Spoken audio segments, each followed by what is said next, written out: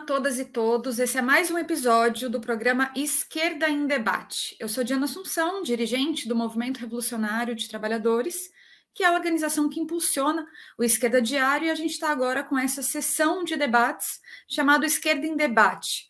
A gente está abrindo o Esquerda Diário para os debates da esquerda, da intelectualidade e de todos os setores que querem enfrentar e combater a reacionária extrema-direita, que hoje governa o país, mas sem aceitar a conciliação de classes.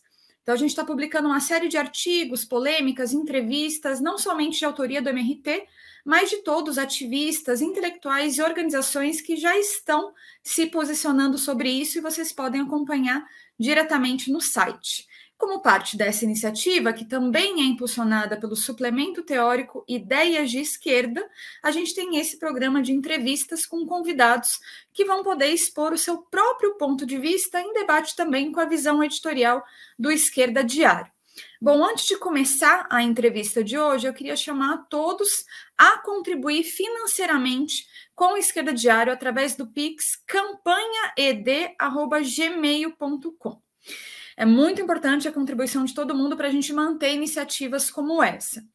Bom, e hoje a gente está aqui com Isabel Loureiro, que é professora aposentada do Departamento de Filosofia da Unesp de Marília, autora de Rosa Luxemburgo, Os Lemas da Ação Revolucionária, e do livro A Revolução Alemã, 1918-1923, ambos da editora Unesp. A Isabel é colaboradora da Fundação Rosa Luxemburgo e da Escola Nacional Florestan Fernandes. Isabel, muito bem-vinda e muito obrigada também por ter aceito o nosso convite. Obrigada, Diana. Obrigada a todos os companheiros do MRT pelo convite, e eu espero que a gente tenha uma conversa legal e proveitosa para todos nós. Com certeza.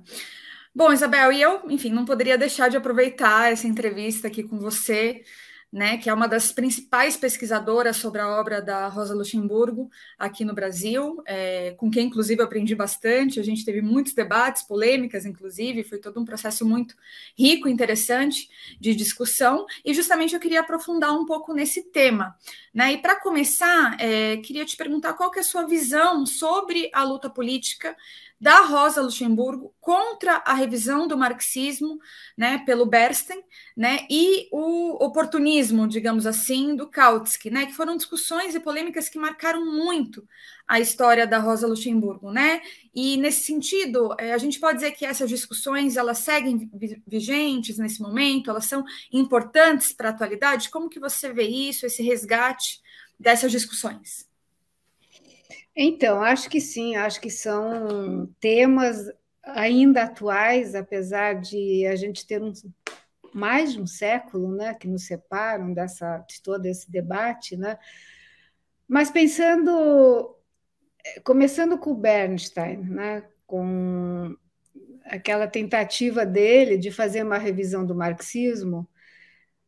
Naquele momento, né, as ideias do Bernstein eram muito polêmicas, não é? Porque ele faz toda uma análise, né, do capitalismo daquela época, no sentido de mostrar que era possível um desenvolvimento humanizado, digamos assim, do capitalismo, não é? E as crises tinham saído do horizonte, não é? As classes trabalhadoras não estavam sofrendo um processo de pauperização, como Marx havia dito. Então, em resumo, era possível uma passagem ao socialismo, uma passagem tranquila, né? Através do voto, né? De eleições, né? E a Rosa Luxemburgo, né? Vindo, né, do curso em Zurique, né, onde ela tinha bem aprendido durante 9 anos a teoria do Marx, ela estava bem afiada, né, ela resolve enfrentar aquilo que para ela era uma bobagem, um despautério, né, e ela vai desmontando toda essa argumentação do Bernstein, né, dizendo que se o capitalismo se não existe mais essa ideia que é central, né, no caso da dialética, né, de contradições internas que impedem que o capitalismo se desenvolva de uma maneira pacífica, né? Ou seja, sai do horizonte a ideia de colapso do capitalismo, né? Ela está batalhando em cima dessa ideia de colapso, né? É digamos assim, um resumo, né, das ideias dela nesse momento, né? Então, o socialismo deixa de ser alguma coisa inscrita, né, no desenvolvimento dessas contradições, algo que seria uma decorrência necessária, né, das contradições do capitalismo, e passa a ser apenas um anseio moral, né?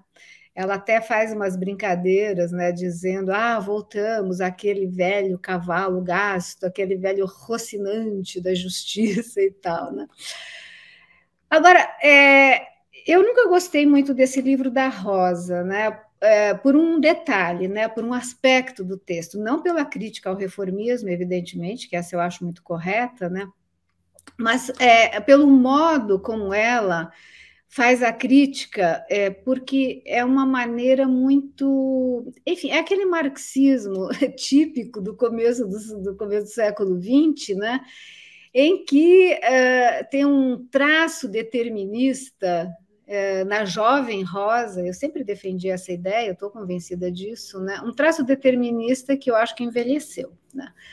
Essa crítica pode ser feita de outra maneira, evidentemente. A crítica ao reformismo não precisa estar ancorada numa espécie de teleologia em que o socialismo está inscrito, né, necessariamente no capitalismo, né? E a própria Rosa Luxemburgo percebe isso, né, a partir da Guerra Mundial, né? Quando a Guerra Mundial explode, né, e que todas as suas esperanças nas massas sofrem um grande abalo, né? Ela percebe que as coisas são mais complicadas do que ela pensava, né? Ou seja, neste momento, né, do debate com o Bernstein, a Rosa ela se associa ao Kautsky, né? Eles estão juntos, né, do lado da ortodoxia marxista contra o revisionismo do Bernstein. Agora, tem umas coisas interessantes, independentemente dessa crítica que eu faço, que seria mais uma crítica, vamos dizer assim, metodológica, se você quiser, né? Tem uma coisa muito interessante que ocorreu agora. Eu vou contar essa história porque para mim foi uma coisa que foi muito forte, assim, né? Eu passei essa semana lá na Escola Nacional Florestan Fernandes, fazendo uma formação junto com outro professor, o Antônio Mota, que está estudando, está defendendo daqui a pouco uma tese sobre a Rosa Luxemburgo lá no Instituto de Economia da Unicamp, né?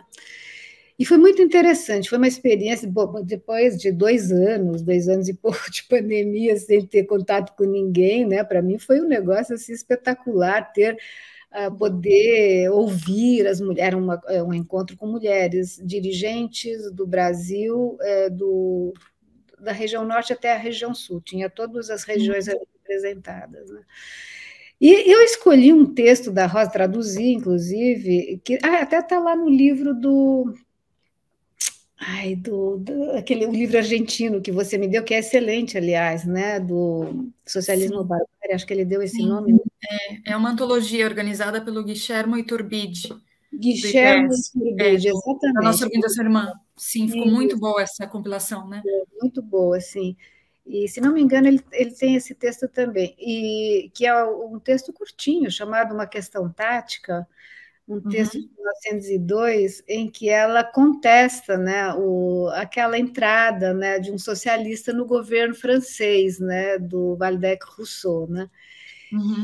E é toda uma argumentação que eu acho totalmente correta, né? Que ela diz, bom, não é possível um socialista entrar no governo, né, e manter os seus princípios socialistas, né, a sua luta socialista, porque é uma coisa contraditória. Se ele continuar sendo socialista num governo burguês, ele não vai ajudar o governo, ele vai, né, boicotar o governo. E o governo, quer dizer, na hora que você está no governo, o governo tem que funcionar, ele tem coisas a fazer, práticas. E como é que faz, então, essa figura socialista no governo? Aí o que ela defende é que os socialistas devem entrar no parlamento apenas, né? Os socialistas, ou seja, partidos de oposição, né, eles têm que continuar lutando pelos princípios socialistas. Bom, muito que bem. E eu, né, eu resolvi, eu achei que era interessante, porque justamente em função da conjuntura que a gente está vivendo, né, no Brasil atualmente. E as mulheres se sentiram extremamente interpeladas com esse texto. Foi uma coisa muito legal, né? Que eu fiz meio, sei lá, ingenuamente. Pensei assim, acho que é legal esse texto, tal, não sei o quê. De repente, nossa, foi mais do que legal. Foi uma coisa para elas muito importante ter um texto como aquele de uma revolucionária como a Rosa Luxemburgo, né? Defendendo uma posição que não é uma posição dogmática, ela argumenta, né? Não é assim, tipo, caiu do céu, eu acho que tem que ser assim, ponto. Não, os argumentos são muito bem elaborados, bem estruturados, né? Então foi bem interessante isso daí, sabe? De ver como a Rosa Luxemburgo ainda tem a sua crítica, né, ao reformismo, vamos dizer, porque a gente está nesse ponto, né?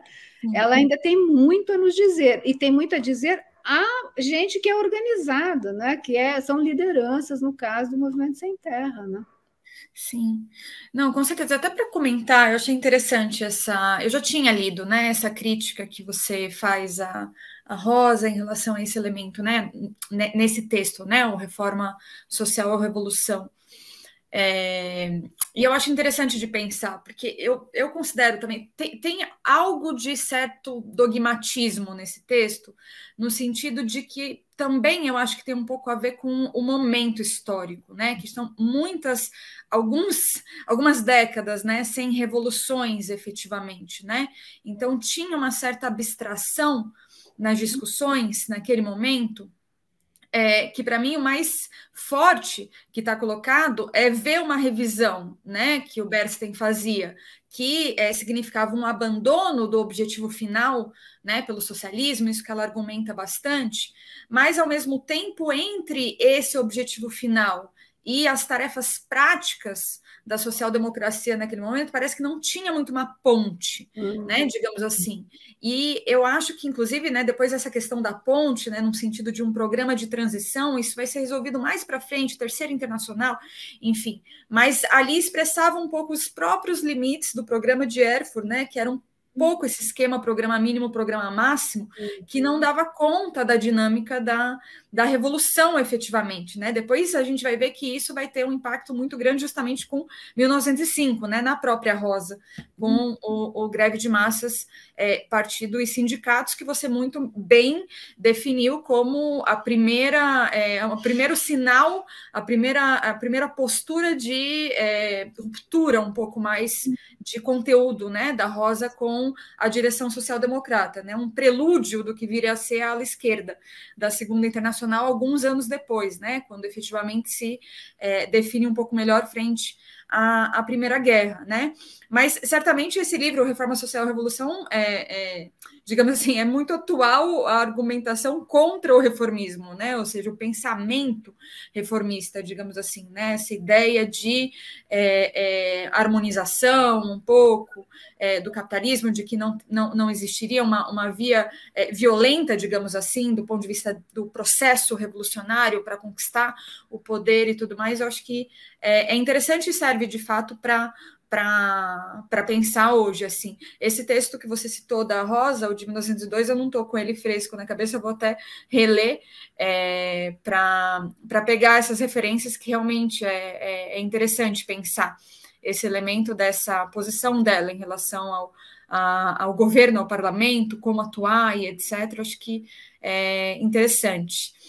E, enfim, só para comentar um pouco isso, também se quiser comentar Não, o que eu queria comentar mais uma coisinha sobre o Reforma Social e Revolução, né? Que tem trechos do livro que são muito interessantes e muito atuais, quando ela, por exemplo, analisa as crises, ela vai falar a ideia de que o capitalismo, que as crises são intrínsecas ao capitalismo, não tem como escapar, né?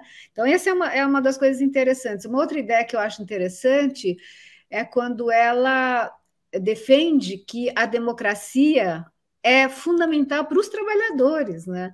porque e que não tem um elo intrínseco, não tem mesmo, entre capitalismo e democracia, que é o que o Bernstein está defendendo, e ela vai fazendo toda uma análise histórica para mostrar que não, né?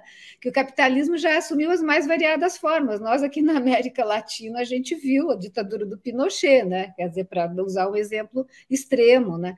Então é o capitalismo e ditadura, né? Capitalismo e ditadura. E o que nós vivemos hoje, no mundo de hoje, capitalismo e fascismo, né? Então, você entende? Ela, claro que ela tem razão, né? Fazer essa análise, né?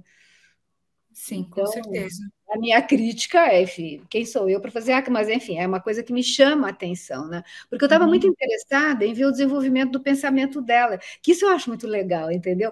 Como ela vai incorporando novos elementos, e como você bem disse, né? A Revolução de 1905, 1906, né? Quando ela fica lá em Varsóvia, é uma coisa fundamental para ela, aquilo ali é um divisor de águas, né? De fato, né? Sim. Sim, é totalmente um divisor de águas. O que sempre me chamou a atenção um pouco, até queria ver a sua opinião sobre isso, acho que até a gente já conversou sobre isso, mas vale a pena voltar, assim.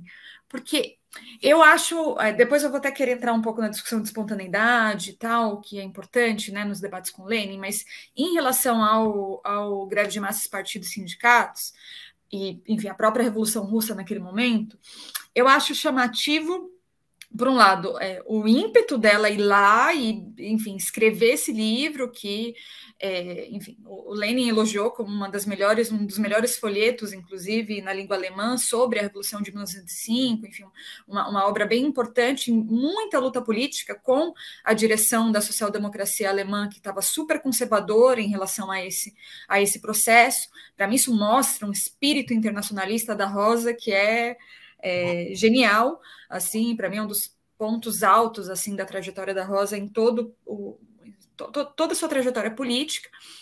E justamente uma pessoa que sempre deu, é uma dirigente revolucionária que sempre deu muito peso para esse tema da espontaneidade, da autoatividade das massas. E eu acho chamativo que no Greve de Massas, Partido e Sindicato, ela fala muito pouco, quase nada dos soviets, né, dos conselhos de delegados.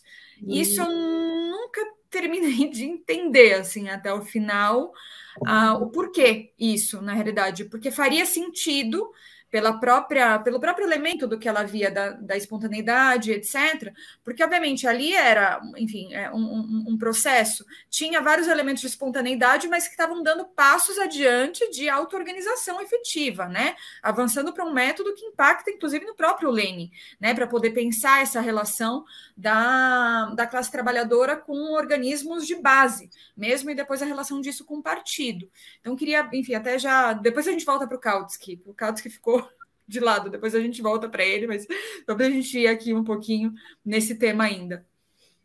Não, a mim também me chama a atenção, assim como Não é? você, claro, e quando a gente lê o texto com cuidado, a gente vê que ela fala das comissões de fábrica, Uhum. dá um outro nome, eu acho, e fala uma vez só do Uma sonho vez, de São Petersburgo, acho que é de São Petersburgo, né, que ela está falando. Agora tenho, quando ela fala, o Soviet aprovou a jornada de 8 horas, né? Sim. Eu acho que tem duas coisas aí, né? Uma é que ela está ali naquele turbilhão, ela está em Varsóvia, então ela está, enfim, não tinha celular na época, não tinha essa possibilidade de ter um acesso tão rápido às coisas, né? Uma possibilidade de não saber exatamente, né, como é que a coisa funcionava. Mas eu li um artigo, posso até te mandar, o problema é que está. Eu teria que fazer, mas eu posso fazer, porque acho que te interessa. Da Claude Weil. A Claude Weil é uma francesa que trabalhou bastante com a questão das nacionalidades e tal, e tem um artiguinho dela sobre, eu vou até anotar aqui que eu não quero esquecer, eu te mando. Sobre o Soviet, como é que o Partido da Rosa, a Social-Democracia do Reino da Polônia e Lituânia, tinha uma relação com os conselhos, que era uma relação. Eles não consideravam uma coisa interessante, eles viam como alguma coisa atrasada em relação ao partido político. Isso num primeiro momento, depois, claro, obviamente, com a Revolução Russa e Alemã, eles viram que não era nada disso, mas era uma coisa assim, porque aí eu não saberia explorar, mas eu acho que talvez tenha a ver com formas de organização na própria Rússia dos camponeses, entendeu? Aquelas organizações pela base, né? O MIR, não sei o quê e tal. Eu não sei, aí teria que ter um pouquinho mais, sabe, de uma pesquisinha para ver por que eles, que afinal faziam, afinal das contas, eles faziam parte do Império Russo, né? O partido, a Polônia da Rosa e o Partido da Rosa fazia parte do Partido Russo, né? A partir de 1906, né? Antes disso não, né? Até 1912. Então, é assim, eles acompanhavam bem todo o debate, né? Da Rússia, né? E é gozado isso, né? Porque em 1905 ela não presta atenção. Inclusive, eu fui ver, eu só queria dar um alô para isso. Texto sobre a Revolução Russa de 1905 tem muito mais do que esse greve de massas, estão lá no site da Fundação Rosa Luxemburgo. São textos sobre a Revolução de 1905, vários textos, são pequenos textos que ela publicava naquele jornal, Czerwony Standard, né? Bandeira Vermelha polonês, né? Eu escolhi alguns, porque é muito material que está sendo traduzido do polonês para o alemão, né? Então, tipo assim, a gente fez um trabalho só de divulgação, traduziu do alemão mesmo, que para facilitar, porque tem muito mais tradutor do alemão do que do polonês, né? E estão lá no site, né? E eu fui lá vasculhar, ver se de repente naqueles outros textos não tinha alguma referência aos soviets e tal, mas também não, né? Então, é isso que eu posso te responder. Não é uma boa resposta, mas é tudo que eu sei. É um tema, né, para pensar. Não sei se talvez uma posição. Vou ler esse texto que você vai me passar dessa autora que você se referiu aqui agora, mas é um tema, né? Não sei se ela, enfim, talvez considerasse uma coisa um pouco sindical, não sei, né? Toda a luta política que ela sempre deu em relação ao sindicalismo, enfim, talvez tenha a ver com algum aspecto. Poderia fazer sentido em relação a isso, porque a posição dela em relação ao partido era muito ferrenha, né? Por mais que ela criticava muito a direção, mas era assim, a vida pelo partido, né? O Partido Social Democrata é o movimento da classe operária, né? Tem muitas citações, tem muitas discussões dela, né? Sobre isso. Então, talvez ela estivesse vendo ali um tipo de organização que não necessariamente era diretamente o partido, enfim, pode ser algo nesse caminho, talvez. Mas, enfim, são discussões interessantes. E, bom, para seguir um pouco, o que eu tinha perguntado era justamente. Agora, na verdade, acho que até vale a pena, antes de entrar no Kautsky, porque a gente já está aí falando um pouco sobre classe operária e tal, a segunda pergunta que eu ia te fazer era, enfim, espontaneidade e consciência, né? O que a gente pode dizer sobre esse debate que também atravessa o século, né? E que foi uma das principais discussões da Rosa e do Lenin também, né? Enfim, teve muitos debates sobre isso.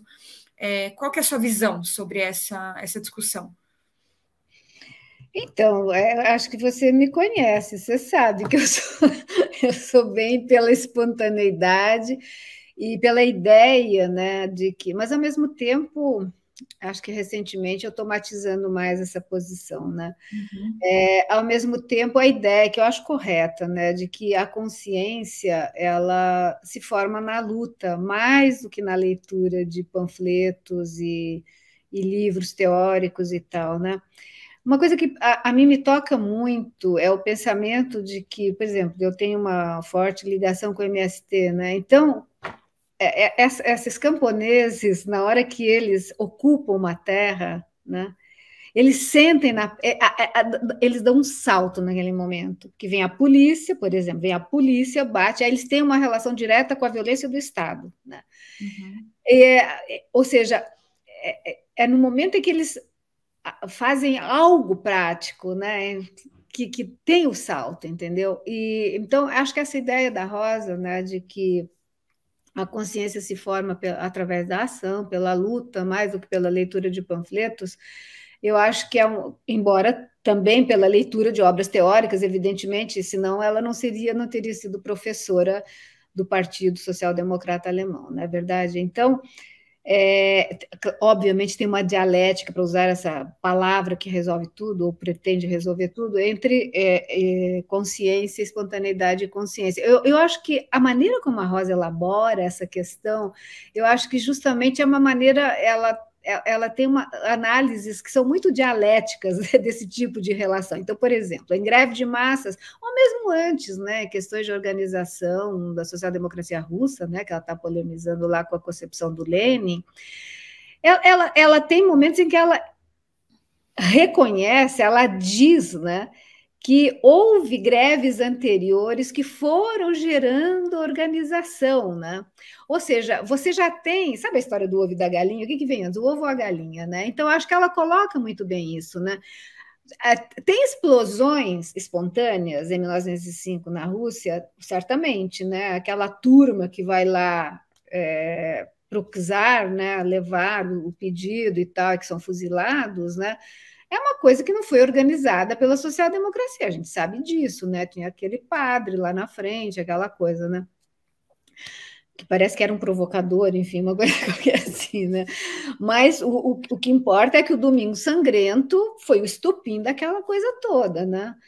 E, bom, e antes disso tinha, como ela diz, a demissão de dois trabalhadores, né, dos estaleiros, né?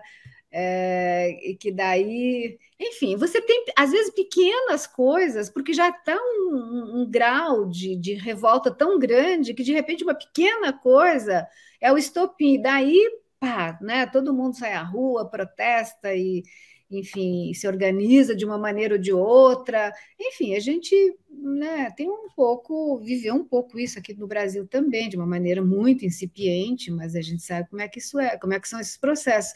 Eu acho que a Rosa, ela consegue dar voz a isso, que eu acho uma coisa bem interessante, né? Mas ao mesmo tempo ela reconhece que tem que ter organização, não é assim do nada que as coisas acontecem. Você tem como é que eu diria?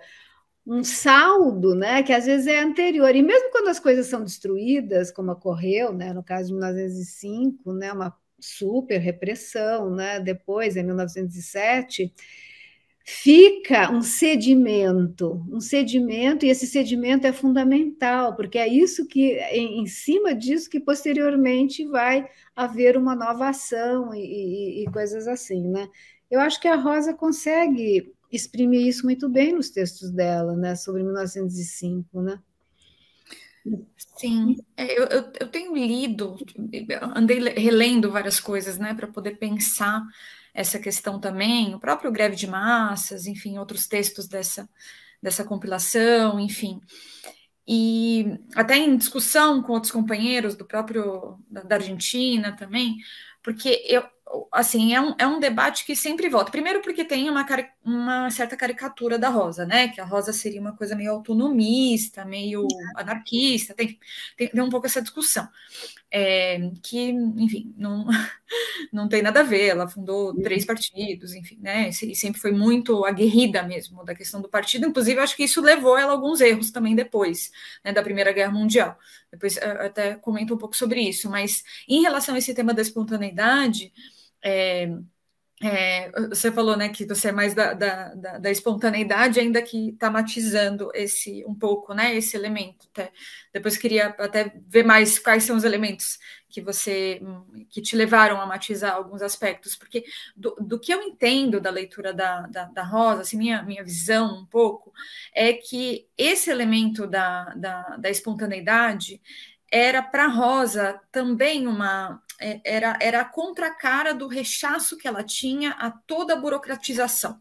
Sim. Então, contra toda a burocratização das direções do partido, dos sindicatos, etc., ela dava um valor muito grande para a espontaneidade. Então, isso, para mim, é um aspecto extremamente revolucionário na Rosa Luxemburgo. É muito importante esse elemento. Ao mesmo tempo, eu acho que justamente aí mora uma das questões chave para poder pensar essa reflexão da Rosa e o debate com o Lenin. Porque, assim, ao mesmo tempo, eu não acho que... Porque fica um debate um pouco como se o Lenin não desse importância também para a questão da espontaneidade. E não é, né? Não é isso. né? Justamente, eu acho que a diferença que tem é a relação mais intrínseca entre espontaneidade e consciência do ponto de vista da organização concreta. Porque a Rosa, acho que em alguns textos, na sua própria elaboração, eu acho que ela sobrevalorizava a capacidade da espontaneidade das massas por si só resolver e corrigir os problemas burocráticos das direções em meio a um processo revolucionário. Então, assim, como se a espontaneidade das massas fosse ser um antídoto para quando chegasse o processo chave, onde, tem que tomar o poder, tem que ir com tudo, as massas vão estar à frente, espontaneamente, etc., e isso vai passar por cima da burocracia. E eu acho que justamente aí mora um elemento, e que, por isso, inclusive, eu perguntei a questão dos soviets, porque justamente os soviets já seriam um passo adiante no sentido de auto-organizar essa espontaneidade, né? Depois o Lenin vai pensar a relação entre soviet e partido, né? E aí, justamente, o que o Lenin colocava era ver o espontâneo como embrião do consciente, né? Ou seja, como que esse espontâneo pode se desenvolver, e aí sim, em partes, com a experiência das massas em luta diretamente, ou seja, enfrentando a repressão do Estado, entendendo o que é a repressão do Estado, entendendo o que são as classes, etc., mas também se entrelaçando, ao menos a sua vanguarda, com o marxismo como essa ferramenta, né, para desenvolver a luta de classes. Então, eu vejo muito esse aspecto, assim, que depois, ao longo dos anos, eu acho que a Rosa vai tirando conclusões também em relação a isso, né? Depois, em 18, 19, na Alemanha, eu acho que isso fica bem concreto, assim. Mas eu acho que é muito importante esse elemento, porque é uma certa, na minha visão, uma subestimação do peso dessas forças burocráticas, na realidade, que se a gente for pensar, né, o avanço, né, nesses últimos 100 anos, principalmente quando a gente fala em termos de Ocidente, né, digamos assim, desses mecanismos de dominação, seja um sindicato, seja o próprio Estado burguês, né, uma série de elementos de cooptação, ou seja, esse nível de organização estatal é muito maior, inclusive, e para enfrentar isso, para derrotar isso, você tem que ter bastante organização, né? Ou seja, não vai ser somente um impulso espontâneo, né? Não, eu sei. Não, Diana, eu concordo com você, acho que você tem toda a razão nessa análise, mas eu acho que tem um problema aí, que o que a Rosa não queria, de jeito nenhum, é que tivesse a organização se arvorasse a falar em nome dos trabalhadores sem mais, entendeu? Uma coisa assim, tomar o lugar dos trabalhadores, a ideia da substituição das massas pelo partido. Isso é uma coisa que ela foi mudando as análises aqui e ali, mas essa ideia é uma ideia que permanece o tempo inteiro. E eu acho que nisso ela tinha razão, porque a gente viu o que aconteceu na Rússia, depois União Soviética. Então, eu acho que aí a gente está num ponto que... Por que a Rosa é vista como, a defensora do socialismo democrático e tal? Porque contra a burocracia, certamente, acho que você tem razão quando você diz que ela sobrevalorizava, né, a inteligência das massas, a possibilidade das massas, né, se contraporem à burocratização e tal. Acho que sim, acho que a Guerra Mundial mostrou para ela que ela tinha exagerado, né? Mas eu acho que o problema para ela é esse, né? Ela não quer que tenha um partido substituindo as massas, um partido, ou pior que um partido, um grupinho substituindo o partido, que é aquilo que o Trotsky falou lá, né? Nossas tarefas políticas, né? Que o Trotsky ali e a Rosa estão juntinhos, né? Naquele momento, né? O partido substitui a massa, né? E aí o Comitê Central substitui o partido, e aí o secretário-geral substitui o Comitê Central. Esse que eu acho que é o grande problema. Ela está preocupada com isso. Ela tem medo disso, né? Porque ela acompanhou o que aconteceu no Partido Social Democrata Alemão, que era o partido no qual ela militava, né, no final da vida, né, direto ali, né, e ela viu o que foi acontecendo, né, a democracia foi sendo eliminada, a burocracia foi substituindo, né, a vida dentro do partido. Não é à toa que ela, contra o Kautsky, nos artigos lá de 1910, por aí, ela vai o tempo inteiro, né, fortalecer essa ideia, enfatizar essa ideia de que o que importa, né? O que importa não são as direções, o que importa são as massas, as bases do partido. O papel da direção é sair de cena, né? É sair de cena, é fazer com que a massa seja a direção de si mesma, né?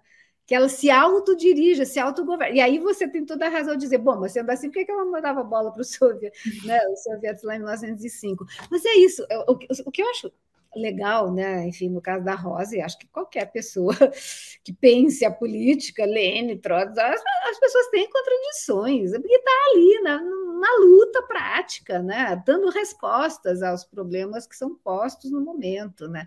Então, quando a gente vai buscar, assim, eu tenho a mania de fazer isso, me formei em filosofia, adoro, né? Procurar o fio da meada, né? E aí você vê que tem, enfim, tensões, né? Eu prefiro falar em tensões do que em contradições, né? E que isso é interessante na hora que você vai explorar um pensamento e tal, porque é um pensamento vivo, né? Então, mas você tem razão quando você diz isso que você está falando. Agora, eu acho assim que uma direção, porque os trotskistas têm a mania de achar que o grande problema da humanidade é um problema da crise de direções. Ai, se fosse só isso, a gente seria feliz, viu? Mas é uma parte importante. Digo Bom, eu como trotskista. certamente. Não, certamente. Se você tiver, nossa, seria né, meio caminho andado, sei lá, uma parte do caminho andado, né? Mas, meu, a coisa é muito mais complicada do que uma direção, né? Eu acho que o capitalismo nos últimos 50, vamos dizer assim, né? Depois que, para dar um nome ao que aconteceu, o neoliberalismo se firmou, mudou a subjetividade né, dos indivíduos que povoam as sociedades capitalistas, né? De tal maneira que para você mexer nisso vai precisar de análise em massa, psicanálise em massa, como queria o Reich lá na República de Weimar. Não vejo muita saída, viu? Mas, enfim, a gente já está meio que se desviando do assunto. Não, só comentar um pouco isso, porque, enfim, quando eu te chamei para essa entrevista, eu já sabia que ia ser um diálogo eterno aqui sobre Rosa Luxemburgo, porque a gente tem muita coisa para falar e conversar sobre isso. E sim, né, esse elemento que eu coloquei dela superestimar, não é nem a inteligência, né, das massas, mas é a capacidade de explosões espontâneas darem conta de enfrentar uma burocracia que está mais organizada, entendeu? Ou seja, que para isso precisaria ser uma coisa mais organizada, né? E não uma coisa mais solta, desorganizada, etc. Né? Então, isso eu acho. Agora, sim, é verdade, a Rosa sempre, a posição dela em relação ao partido sempre divergiu muito do Lênin. Né? Eu sempre costumo dizer, inclusive, que a Rosa, ela viu alguns problemas bem importantes, ela viu antes que o Lênin, inclusive a burocratização da social-democracia alemã, que o Lênin não somente demorou para ver, como não acreditou num primeiro momento, né? Achou que era propaganda burguesa.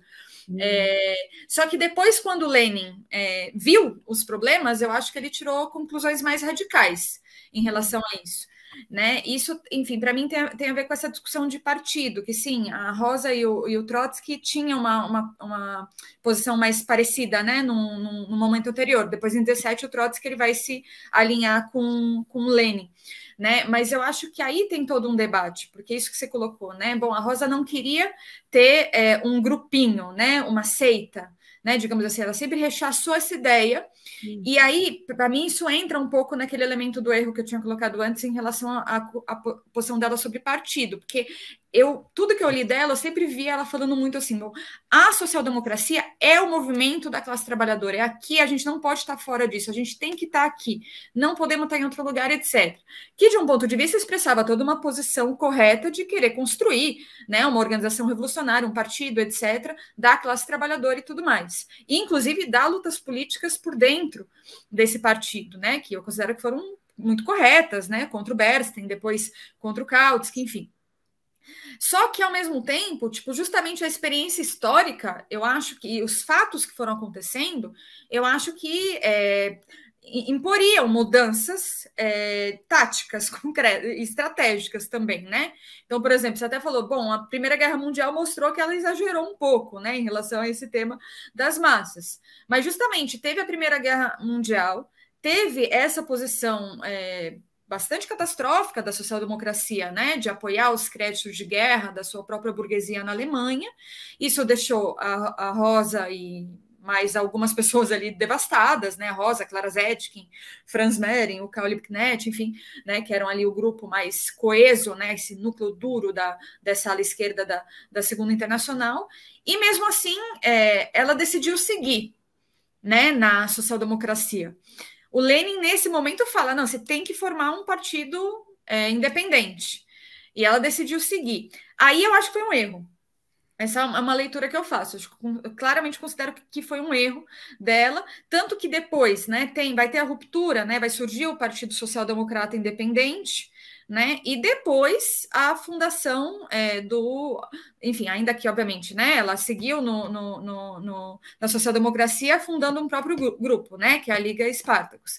Mas depois vem o Partido Social Democrata Independente e depois vai ter a fundação do KPD. Nesse momento, inclusive, alguns, não lembro exatamente em que ano, mas algumas das pessoas bem próximas dela chegaram a declarar, bom, na realidade, a gente precisaria ter feito um partido independente já ali em 1914, né, logo depois dessa traição, digamos assim, que marcou tanto, né, aquele 14 de agosto, né, que tanto marcou a social-democracia.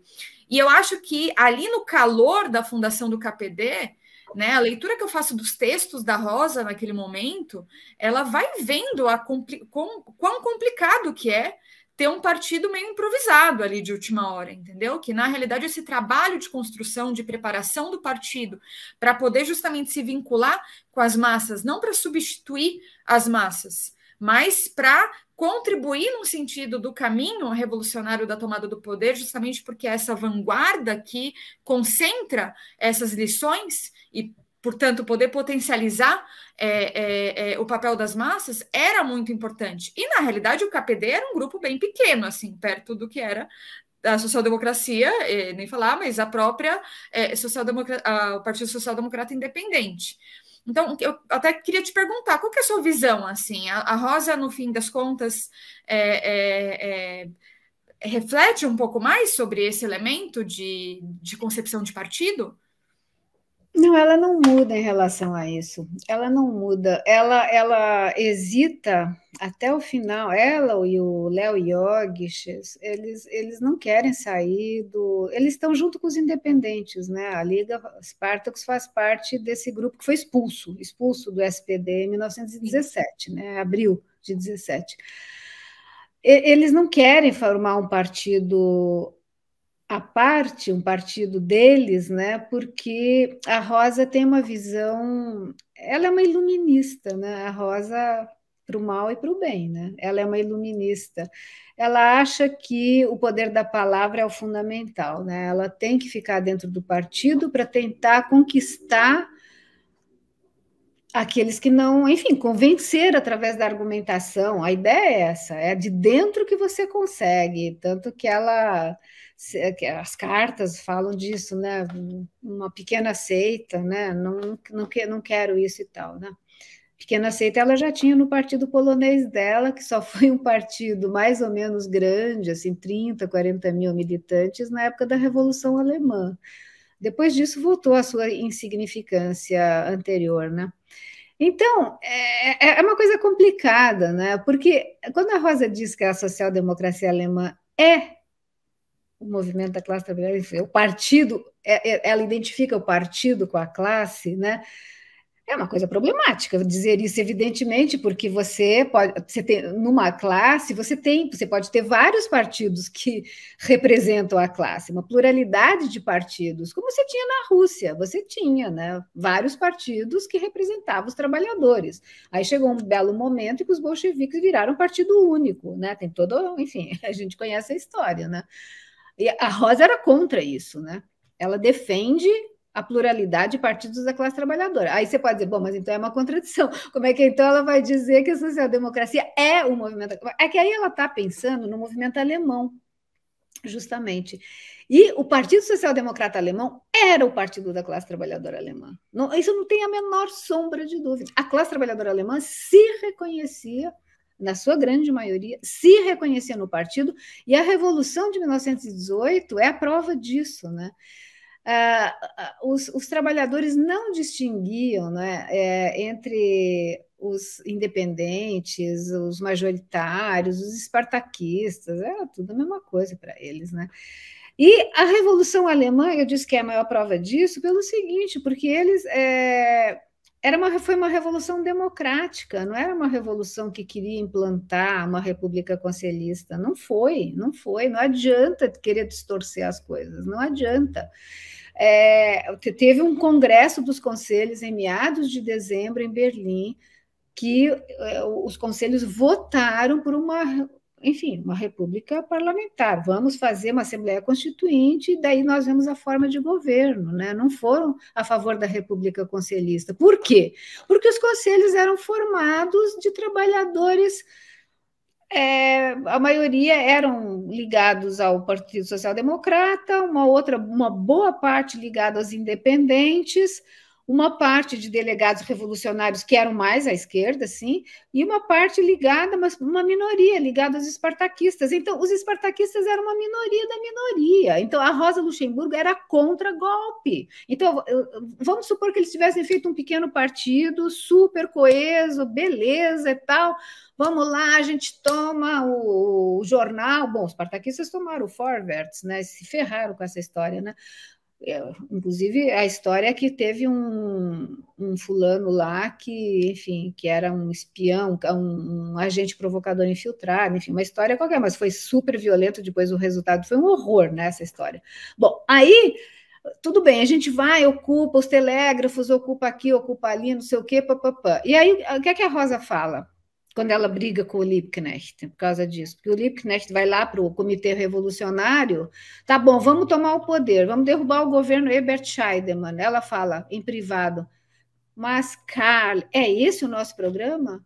Não era, porque o programa deles era não pode ter golpe, a gente só pode estar lá o programa do KPD, né? O que era a Liga Spartacus, né? Os espartaquistas só tomarão o poder, né, quando a grande maioria da massa trabalhadora, da população, enfim, não lembro mais, alemã votar, enfim, apoiar o programa o nosso programa, né? Então ela é contra, por isso que ela ficou tão em dúvida, ela ficou dividida em relação a tomada do poder pelos bolcheviques, também por causa disso, porque ela tinha essa formação bem tradicional social-democrata, né? Tem que chegar ao poder jamais através de um golpe, né?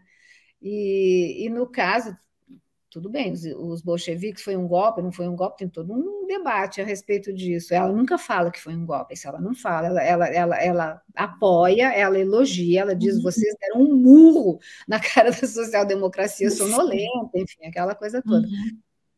Mas a reflexão dela é como se fosse assim, isso é o Oriente, isso é o leste. Para o Ocidente, em que a sociedade... por isso as pessoas associam com o Gramsci. Para o Ocidente, em que a sociedade civil não é gelatinosa como no Oriente, né?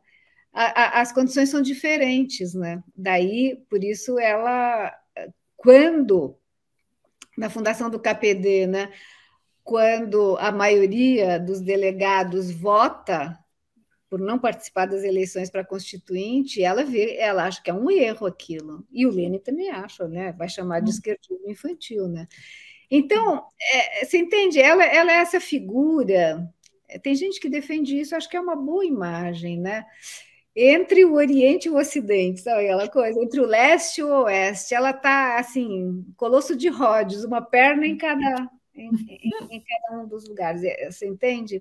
Porque ela tem os elementos russos, né? Obviamente, está lá militando naquele partido, mas a influência da social-democracia é muito grande. Tanto que o programa do partido dela, né, o do SDKPIL, né, o programa O que Queremos, né, que a gente traduziu lá nos livros da Unesp, no primeiro volume, é uma cópia, né, do programa de Erfurt, né? É uma cópia, adaptada, né, para a Polônia russa, né, mas é uma cópia. Então, você entende? É isso, a Rosa Luxemburgo é essa figura assim, complexa, né? Fascinante, que nos faz ficar debatendo o tempo inteiro, né? Mas eu concordo com ela, né? De que não era possível, porque essa é a leitura dos comunistas. Os comunistas fazem essa leitura, que ela errou, que tinha que ter feito um partido antes, né? Em 1914. Mas eu entendo a posição dela. Ela não queria uma seita. Tanto que quando vem a ideia de fazer uma nova internacional, ela tem muita resistência no primeiro momento. Ela fala, não quero, tipo assim, cacique sem índio, tô fora, não quero. Entendeu? Acho que o grande medo dela é esse, porque ela viu o partidinho dela polonês. Ela não queria aquilo. Estou comparando aquele partidinho pequenininho com aquela coisa, aquela máquina de moer gente que era a social-democracia alemã. Eu acho que aquilo, né, impunha um certo respeito àquela grande máquina. Ao mesmo tempo, ela via todas as contradições, como você bem falou, antes do Lênin, mas também por que ela viu antes do Lênin? Porque ela estava ali no meio da luta, né, na Alemanha, e o Lênin estava distante, né? Também não. Então, você entende essas coisas? O que eu não gosto é essa ideia de um fla-flu, você entende? Gente que faz, acha uma bobagem, né? O Lênin de um lado, a Rosa do outro brigando. Isso não é verdade. Eles estiveram juntos em inúmeras ocasiões, se respeitavam, né? Bastante. Uhum. E é isso que é interessante, sabe? São essas divergências e um debate franco das posições, porque só no debate é que a gente pode avançar. Sim. Eu costumo dizer que existe também uma operação justamente para fazer esse embate entre a Rosa e o Lenin, como se eles não fossem parte de um mesmo marxismo, digamos assim, no qual tinham divergências. E é muito interessante debater as divergências deles e, inclusive, ver os momentos, ver esse fio da meada que você falou, que eu também acho muito interessante de poder pensar. E o que eu, assim, das coisas que você colocou, assim, o que você colocou assim, né? A social-democracia era, de fato, né, o partido da classe operária, né, da classe trabalhadora alemã, né? Tanto que em 18 a classe operária reconhecia esse partido, não via diferença nem com os independentes, nem com o grupo da Rosa, né? Nem nada disso, etc. E aí eu acho que mora um pouco o X da questão, pelo menos dessa divergência que a gente está debatendo um pouco aqui sobre esse balanço de partido. Porque justamente para mim o elemento não era somente uma questão de ela tinha que ter formado outro partido independente desde 1914 e etc. Mas é porque, na prática, concretamente, para que outro partido, que não um partido como esse, que é a social-democracia alemã, que já tinha expressado uma posição muito equivocada, né, na Primeira Guerra Mundial, e que depois vai entrar no governo e tudo que aconteceu depois, né? Obviamente, para ter outro partido com o qual a classe operária alemã pudesse se identificar, você precisaria de um certo tempo para isso, de uma preparação, de uma construção. Então, aquela posição da Rosa em 1914, né, que é aquela primeira cartinha que ela escreve, que até meio não se sabe muito bem o que é, mas é uma posição internacionalista, que ela assina com o Franz Mehring, com a Clara e com o Karl Liebknecht, né? São os quatro escrevem. Desde aquele momento, ali estava se expressando uma posição independente frente à social-democracia. Essa posição independente poderia ser embrião de um novo partido independente. Seria, no começo, um grupo muito pequeno? Sim, seria, assim como foi a Liga Espartacus. Só que teria a possibilidade de tentar justamente batalhar por uma outra posição que, no momento em que chegasse as condições para uma revolução, na qual as direções cumprem um papel para o bem ou para o mal, digamos assim, ou para contribuir para o avanço do processo revolucionário, ou para segurar ele, impedir, desviar, aí seria fundamental, porque a posição dela em 18 de não tomar o poder, né, eu compreendo, mas é porque eu atribuo isso não somente a que não é o nosso programa, mas ao fato de que não tinha um partido que estava preparado para isso, né, para inclusive incentivar né, a auto-organização das massas, porque nos próprios conselhos também tinham muitos setores do próprio governo, né, que foram entrando dentro dos conselhos justamente para conduzir institucionalmente esse processo de auto-organização ali na Alemanha. Né? Então, o que eu colocaria um pouco de leitura diferente para o debate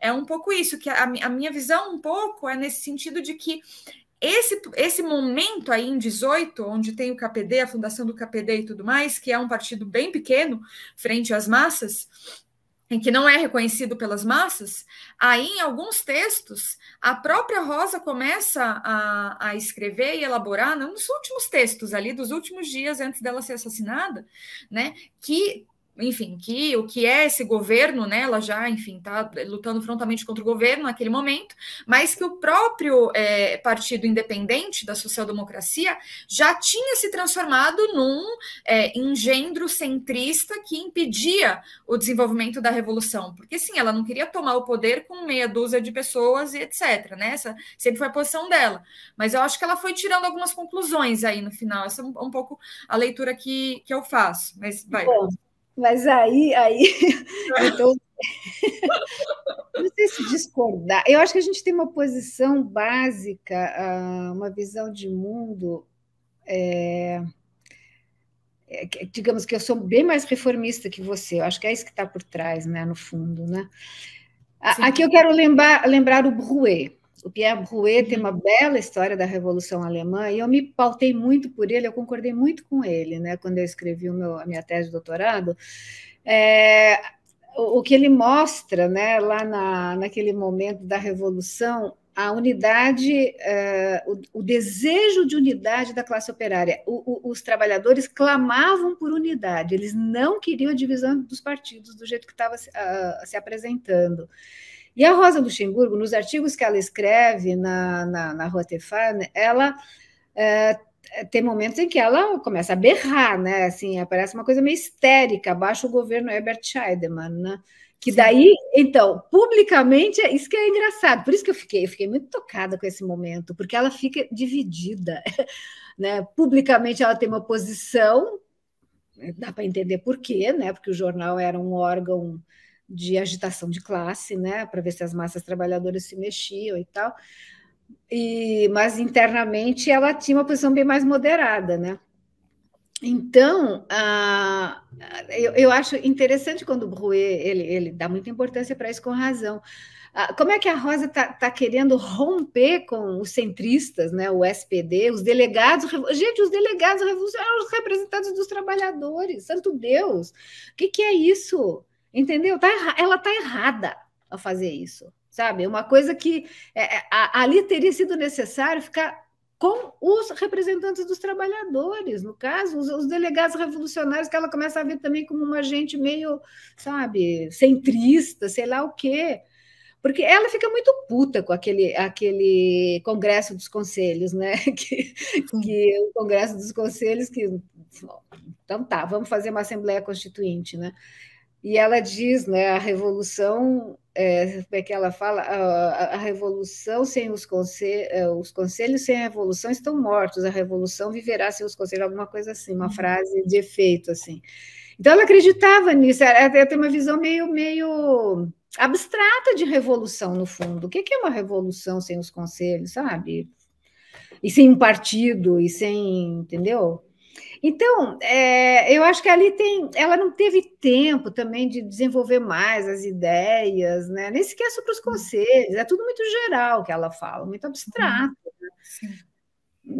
Agora, só para falar uma coisa, né? Quando você diz que, bom, a construção de um novo, vamos pensar assim, né, contra a história que ocorreu de fato. A construção de um novo partido em 14, né? Eles a Alemanha estava sob estado de sítio, censura severa à imprensa, eles tinham que, seria um partido clandestino, obviamente, partido bolchevique e tal, e aí fazendo agitação, como eles continuavam fazendo, né, clandestinamente, nas fábricas e tal, eram poucos os espartaquistas, mas aí tinha um grupo dos delegados revolucionários, que também era umas 50 pessoas, mais ou menos, em Berlim, e que aí tiveram um peso grande depois, no momento da Revolução. Mas o que a Rosa, quando ela faz a análise na crise da social-democracia, né, o que levou à guerra, e que ela faz toda aquela crítica, né, do Partido Social Democrata e também dos trabalhadores que apoiaram a guerra, né, a saída para ela, né, era ocupar o parlamento. Então ela diz assim: bom, vamos supor que a social-democracia alemã não tivesse se abstido na votação dos créditos de guerra, né? Não tivesse votado a favor dos créditos de guerra, ou tivesse votado contra os créditos de guerra. Isso teria, a classe operária teria acompanhado? Aí ela tem uma resposta retórica, ela fala assim: não dá para saber. Bom, dá para saber que não teria acompanhado, ponto, acabou, né? Mas tudo bem, ela, né, usa a retórica também. Aí depois ela diz: bom, mas caso não tivesse sido, vamos supor que então não, ela fala assim: o revolucionário entra na luta sem certeza da vitória, tem que arriscar, a ideia de arriscar, tudo bem, eu concordo totalmente. E aí ela diz: bom, mas vamos supor que então não tivesse, a classe operária não tivesse apoiado e a social-democracia tivesse ficado isolada, né? Isso seria um problema? Ela diz não, porque ela teria preservado a sua força moral e ela teria ocupado o parlamento. Então, a ideia, essa que é a ideia clássica, né, da social-democracia, o Engels tem essa ideia também, ocupar o parlamento para fazer a luta política, né? Que, de fato, ela tem razão, porque o parlamento, não à toa, o Karl Liebknecht foi ouvido em 2 de dezembro, quando ele votou contra, né, os créditos. Né? Então, essa ideia de ocupar o parlamento, usar o parlamento como um local de luta, de embate, naquele momento, né, em que o país estava fechado, né, teria sido, de fato, uma coisa interessante. O que é que teria ocorrido? Né? O que o medo dos social-democratas era esse. Não, se a gente fizer isso, a gente vai de novo para a ilegalidade, que nem na época das leis antissocialistas do Bismarck. O medo deles era esse. Né? Então, você entende? É uma coisa toda bem complicada, mas esse argumento de ocupar o parlamento, não sei, talvez eu seja muito tonta, muito ingênua, mas eu acho que era uma boa ideia. E ela diz também, e o SPD teria preservado a sua força moral, e quando tudo tivesse, né, a guerra tivesse se revelado o absurdo que foi, a barbaridade e tal, a social-democracia ganharia em, sei lá, juros, correção monetária, alguma coisa assim, por ter preservado a bandeira do socialismo. Né? Eu acho que ela tem razão quando ela diz isso. E se a social-democracia tivesse sido posta na ilegalidade, tudo bem, né? Depois volta, você entende? Como tinha voltado da outra vez, tanto que ela cita o velho Liebknecht, né? O pai do Karl, né? O Wilhelm, né? Dizendo, né? Nadar contra a corrente nunca é fácil e tal, mas a gente nadou contra a corrente e tal. Então é um pouco por aí, né? Eu acho assim, né? Tentando ligar tudo, viu, Diana? Sim. Um partido de esquerda, né? Ele não deve ir para o executivo, não deve, no capitalismo, né? Porque ele não poderá continuar sendo um partido de esquerda, né? Ele tem que abrir mão das suas convicções, dos seus princípios para poder governar. Então, no parlamento, como tribuna de luta, e aí tentar, né, ganhar cada vez mais adeptos e tal, né? Pensando assim nesses termos de uma política do jeito que nós temos a política, né?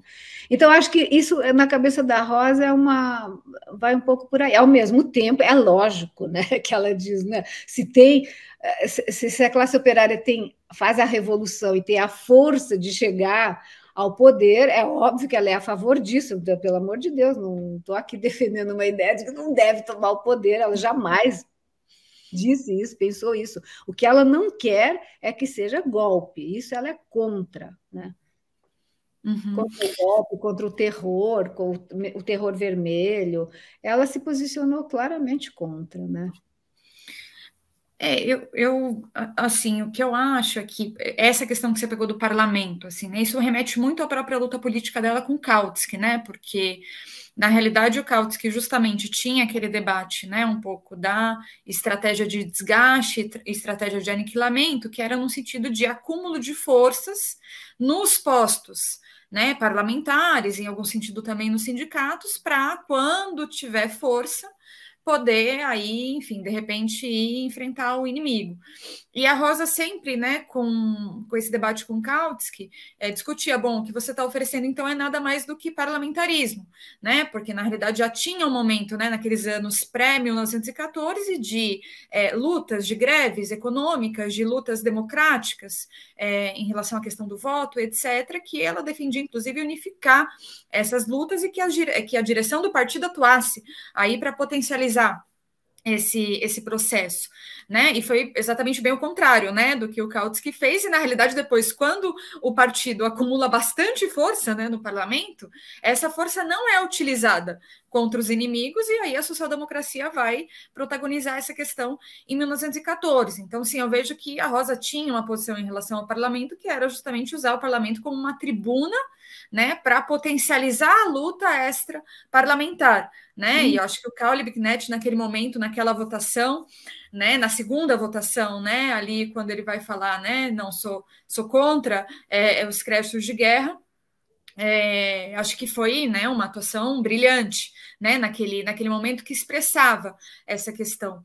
Mas sim, eu digo, essa visão, essa lição um pouco em relação ao partido, enfim, é uma coisa que enfim, a gente vem desenvolvendo sobre isso também, pensando, inclusive, esses debates em relação à própria, você tinha citado Gramsci também, em relação ao peso, né, também do que ele chama de Estado integral, digamos assim, né, essa questão Oriente e Ocidente, e o quanto que isso coloca dificuldades maiores também e exige, né, uma preparação e digo, ou seja, exige não esperar somente a espontaneidade das massas, né, que é um elemento importante, mas que precisa de uma preparação. Então, eu acho que aquela posição do Lenin em 14, obviamente aconteceram muitas coisas, mas aquela posição com esse conteúdo político que a Rosa corretamente se expressou naquele momento, ou seja, com a plataforma da Liga Spartacus, aquilo ter dado um passo para uma agrupação independente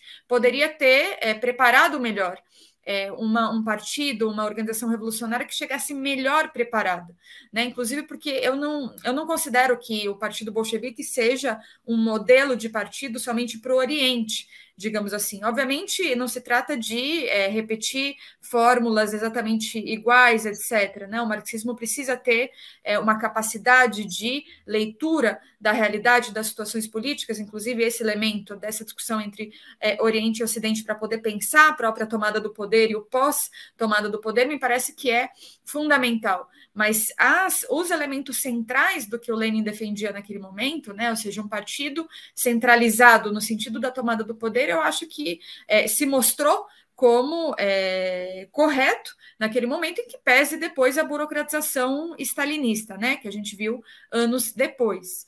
Então, enfim, isso é um pouco da minha leitura como militante revolucionária trotskista, né, aqui desses debates que a gente vem fazendo, enfim, inclusive a Rosa debateu de fato sobre a Revolução Russa, né? Aquele folheto que foi publicado posteriormente, né, pelo Paul Levy, onde ela de fato elogia bastante a Revolução Russa, mas coloca também uma série de divergências, né?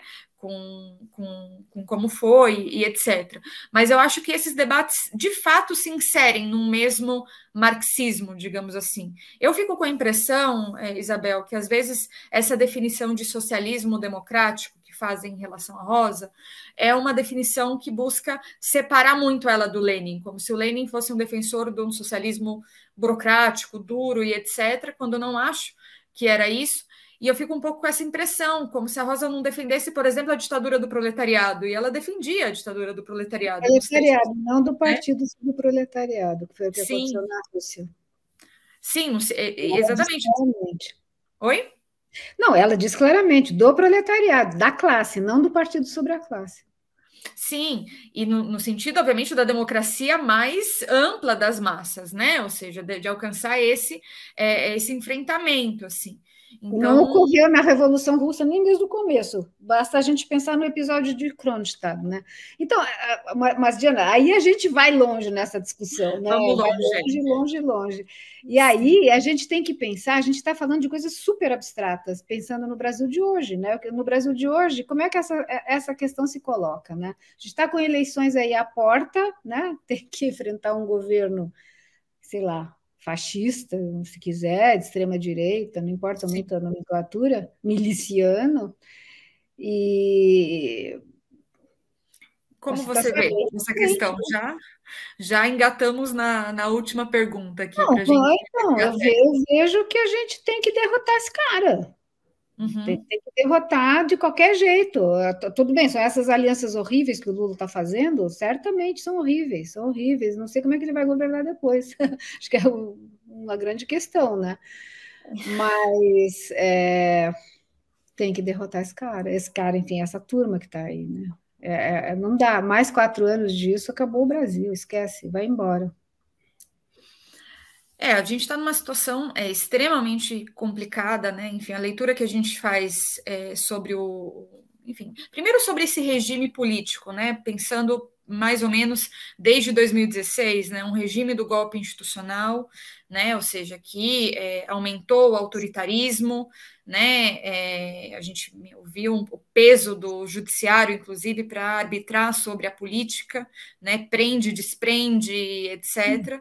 Né, um absurdo todo, e, enfim, inclusive, nesse momento a gente se colocou frontalmente tanto contra o golpe institucional, contra a prisão arbitrária do Lula e todas essas situações absurdas que foram aumentando e que, enfim, abriu espaço não somente para um governo golpista como foi o Temer, né, mas para muitas reformas, né, reforma da Previdência, reforma trabalhista, privatizações, milhares de ataques aos indígenas, enfim, aos movimentos sociais, mas também um pouco que abriu caminho, né, para esse governo de extrema direita, né, que é o Bolsonaro.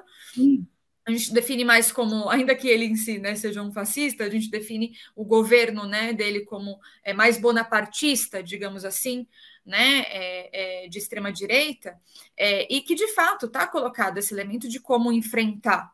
Né? Agora, justamente é importante, inclusive, coloco para você, você sempre foi uma intelectual bastante crítica ao PT, né, nas suas elaborações.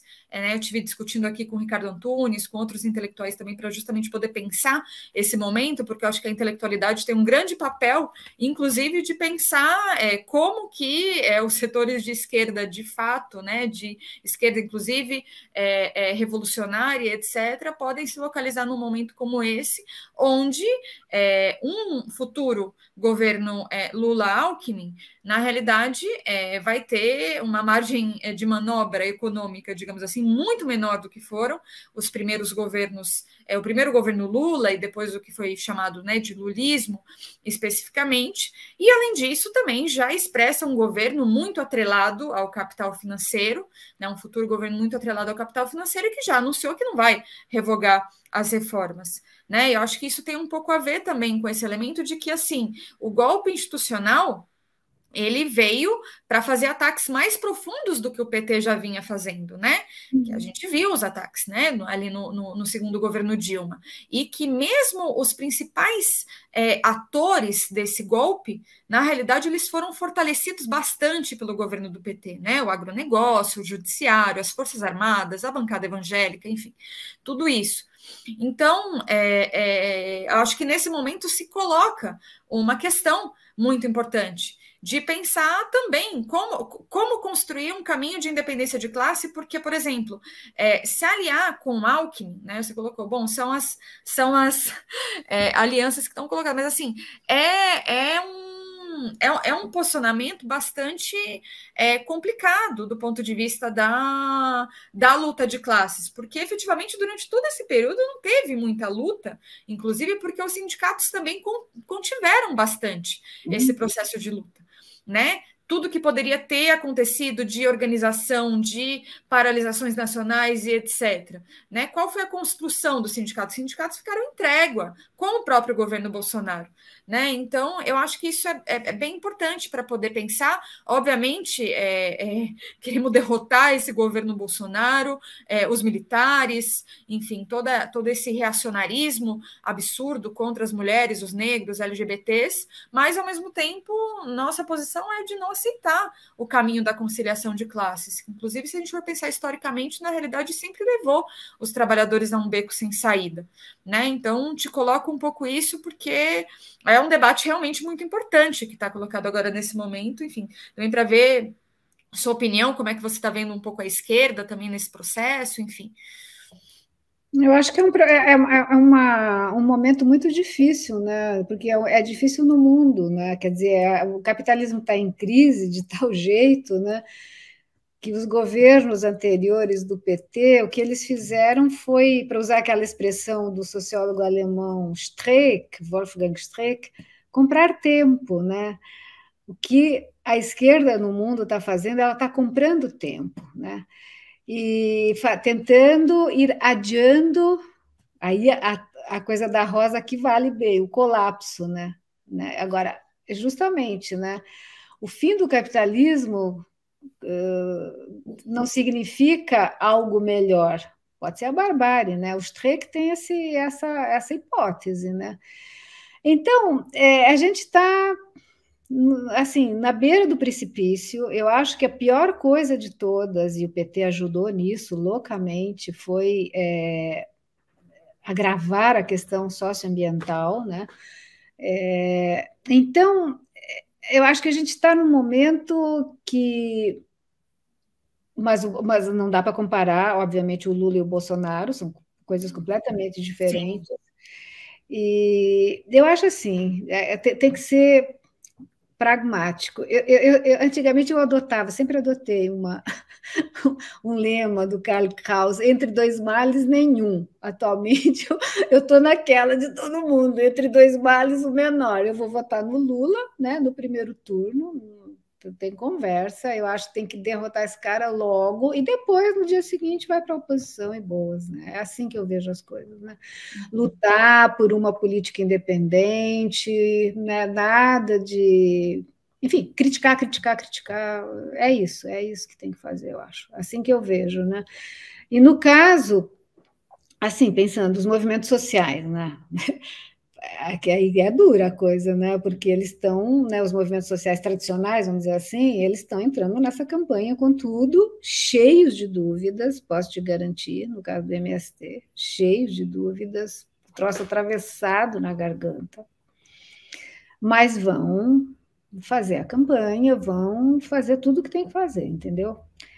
E cheios de angústias, porque para eles a coisa é bem mais difícil, é muito fácil para a gente que está, né, não está envolvido com movimento grande, com administração de nada, com não sei o quê, é fácil, você pode berrar contra e boas, né?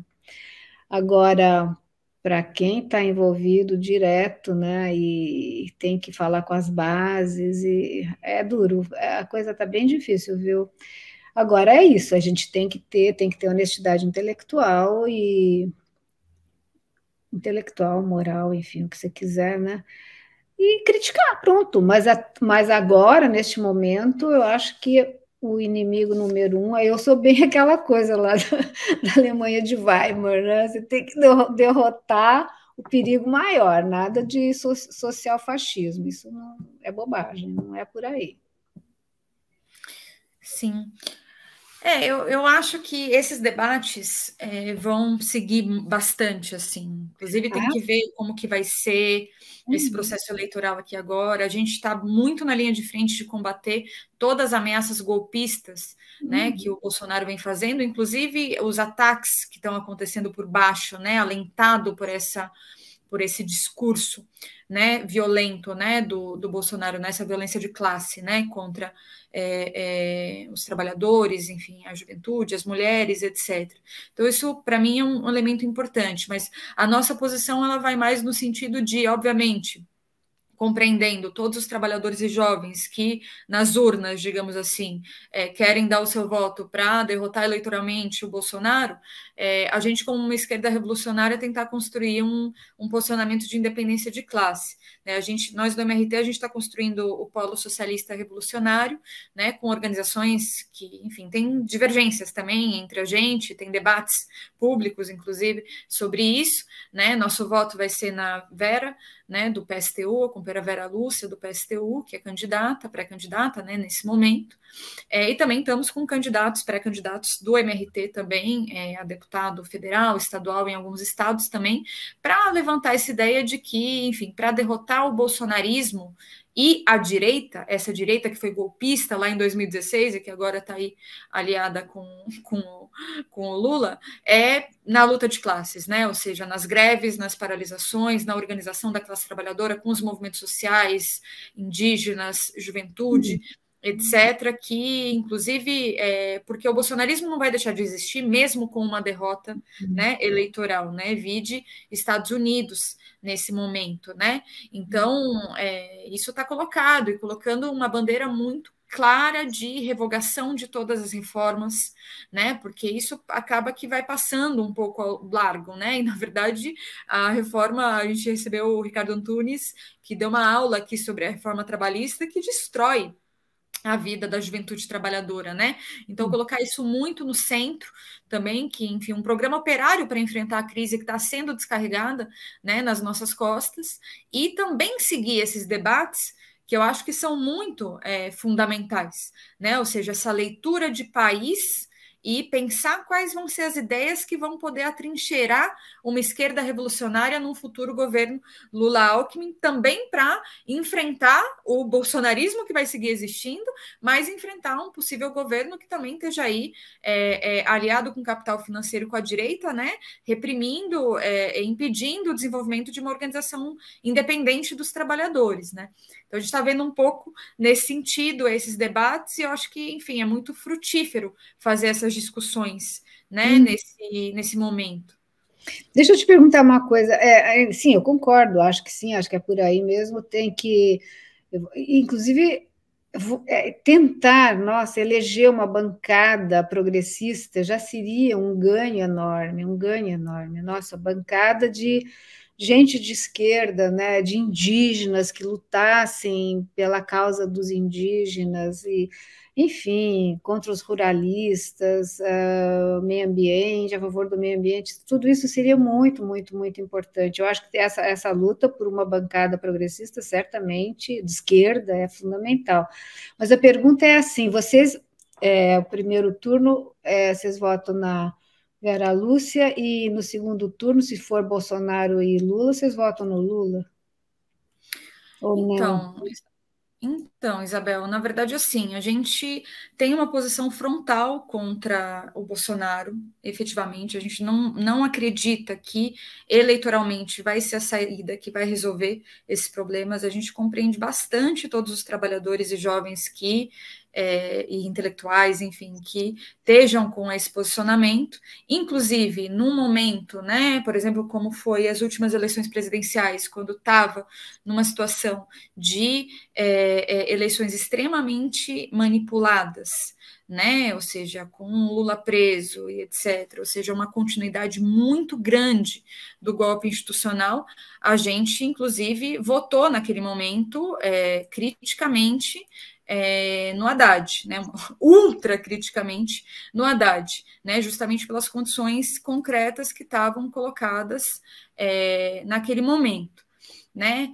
Agora, hoje, a gente vê alguns elementos de diferença, ainda que a gente parta desse rechaço fundamental contra o Bolsonaro. Então, assim, na verdade, a gente não vai dar um apoio político para o Lula nesse eventual segundo turno, ainda que, enfim, os próprios dirigentes do PT estão falando que vai ganhar no primeiro turno, né? A Dilma chegou a falar isso, né?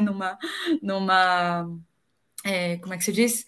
Numa mesa que ela teve recentemente no Salão do Livro Político, e eu acho que é uma questão importante, né, de se pensar.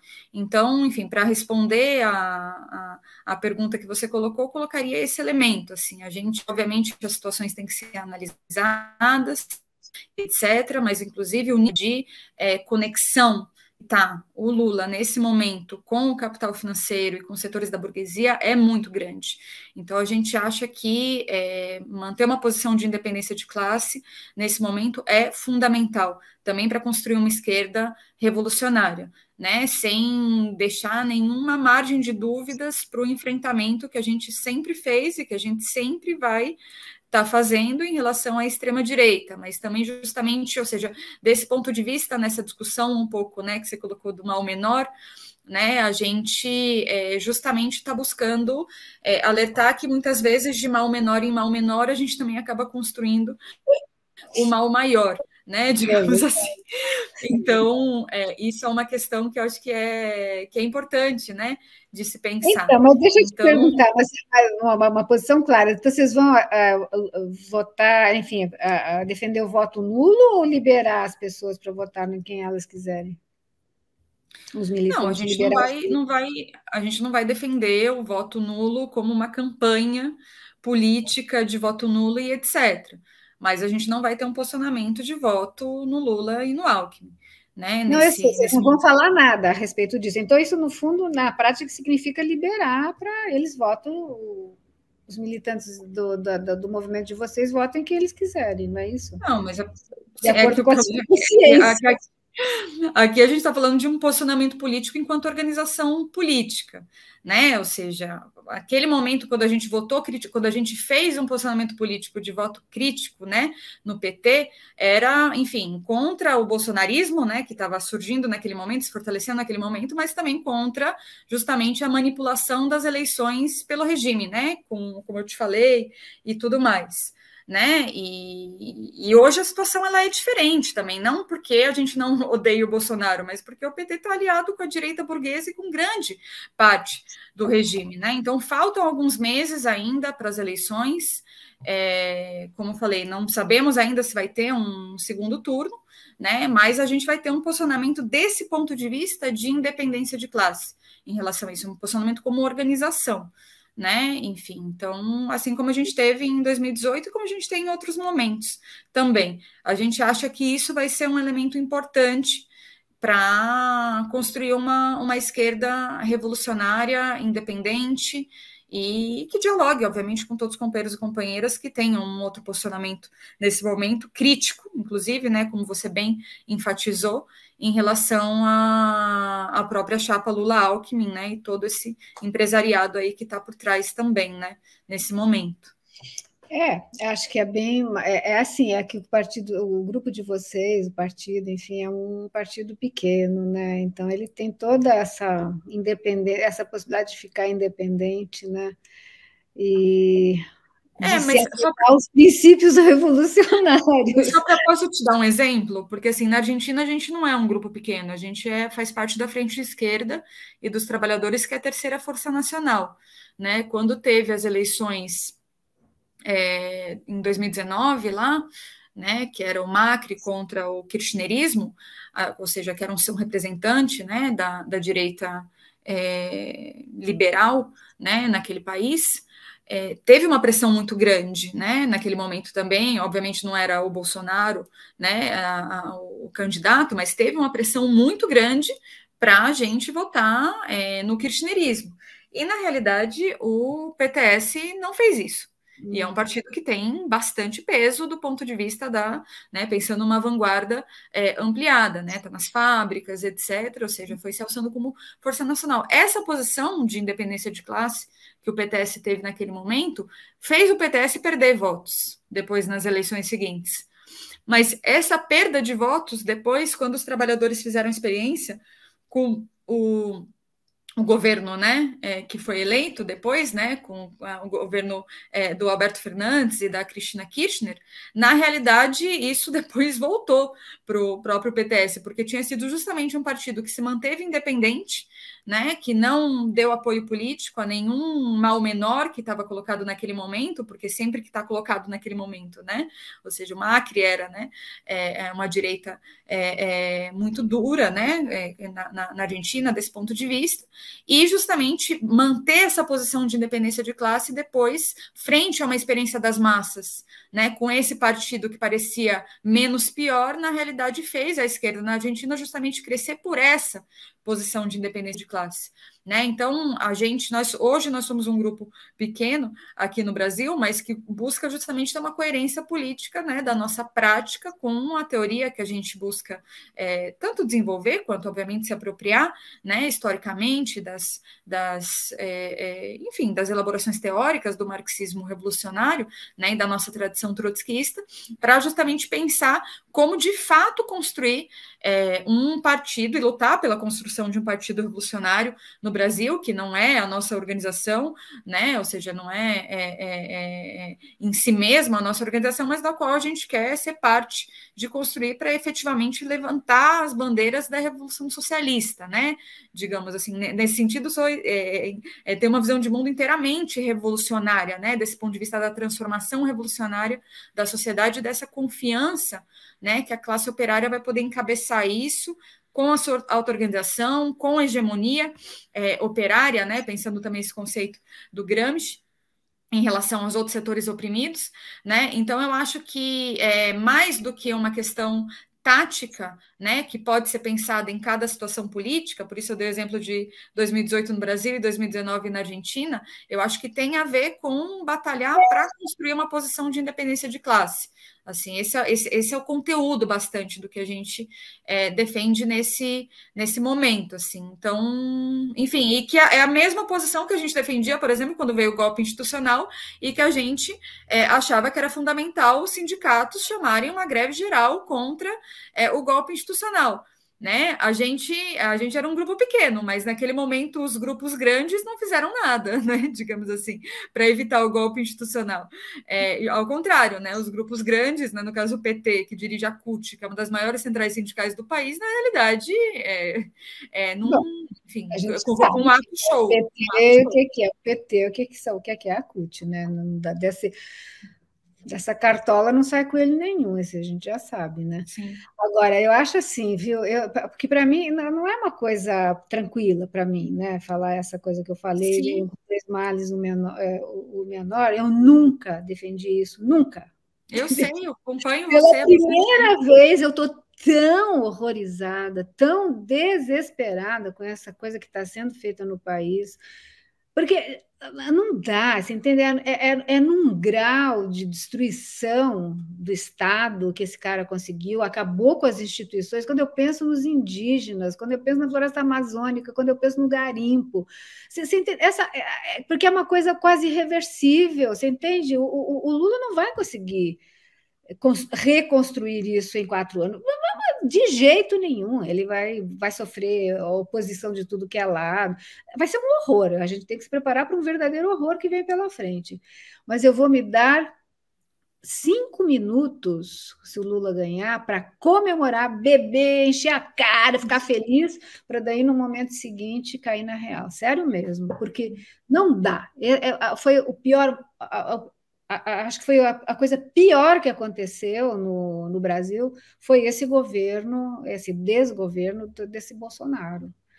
E aí o mais duro de ver é que tem gente, 30%, é a base dele, 30%. As pessoas estão armadas, dá medo de ir em manifestação, de repente tem um louco lá atirando. A gente chegou nesse nível aqui, coisa que não existia. Então, tem que barrar isso, é a barbárie total, absurda, que foi instaurada neste país. Sabe, esse esgoto que existe no Brasil veio tudo à tona com esse cara, né?